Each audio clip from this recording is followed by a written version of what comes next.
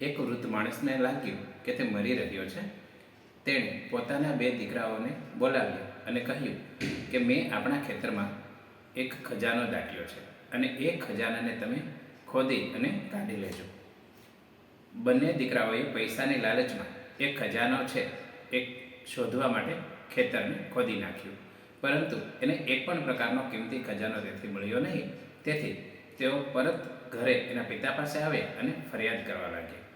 તેના પિતાએ કહ્યું, તમે ખેતર ખોદી જ નાખ્યું છે તો એમાં સરસ મજાના બી છે એ વાવી દો, જેથી કરીને આપણી મહેનત છે એ નિષ્ફળ ન જાય. બંને દીકરાઓએ ખૂબ સારી રીતે આ બીજ છે એમાં વાવી દીધા અને મોસમને અંતે ખૂબ સરસ મજાનો પાક છે એ લહેરાયો. ઢગલાબંધ અનાજ તૈયાર થયું અને એ અનાજ તૈયાર થયું ત્યારે એને માર્કેટની અંદર મૂકવામાં આવ્યું અને પુષ્કળ પૈસાઓ છે એ મળ્યા. તેથી બંને દીકરાઓને સમજાઈ ગયું કે પિતાજી જે ખજાનાની વાત કરતા હતા એ ખરેખર ખજાનો આ જ હોવો જોઈએ.